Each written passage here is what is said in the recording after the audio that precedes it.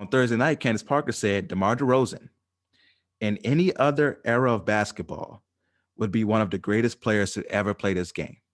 I'll say that one more time. Candace Parker said DeMar DeRozan in any other era of basketball would be one of the greatest players to ever play this game. Gotta let that one marinate. Gotta let that one sit there for a little bit. Let the juices really soak in on that one. I have to give Candace Parker a man, talk your ish. You are absolutely correct, Candace. So you look at what he's done throughout his career, DeMar DeRozan, giving you 20 points per game, 4 assists, 4 rebounds, shooting 46% from the field. He's only averaging 1.5 3-point attempts per game, right? And that's what she went to expound upon. And after saying that quote, she said that he's penalized in today's era for not playing the way that other players play today, not shooting threes. He's a throwback type player.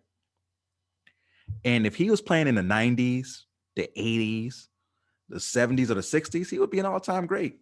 He would probably average more points because he would be on a team that's centered through him. His play style would be the one that would be centered. It'll be the one that is featured, shooting the mid-range, going to the rim, dunking, and every blue moon shooting three-pointer. That would be the play style that is permitted, the one that is liked during that era. When you talk about players today, I just had a discussion with Jason Fearman on the 3rd and 3 podcast, which you can go ahead and subscribe to on any podcast platform. So on the 3rd and 3 podcast, we were talking about it. The players today are much more skilled than players of the past.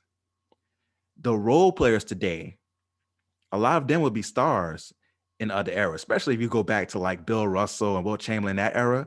The role players today will be stars back then, right?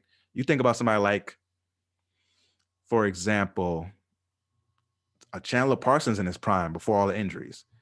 That dude at that size with that athletic ability, come on, bro. He would be a monster in the 60s. Like, people wouldn't know what to do with him. Like, what? This dude is 6'9", 6'10", just flying through the air, can shoot from distance? What? Can defend?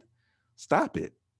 Now, with DeMar DeRozan, he can score wherever he wants to score, drive to the rim. You know he doesn't want to shoot the three, but you still can't stop what he's doing. He's still going to get the buckets. He's basically averaging what, say, someone like Clyde Drexler did during his time. Clyde Drexler is considered an all-time great.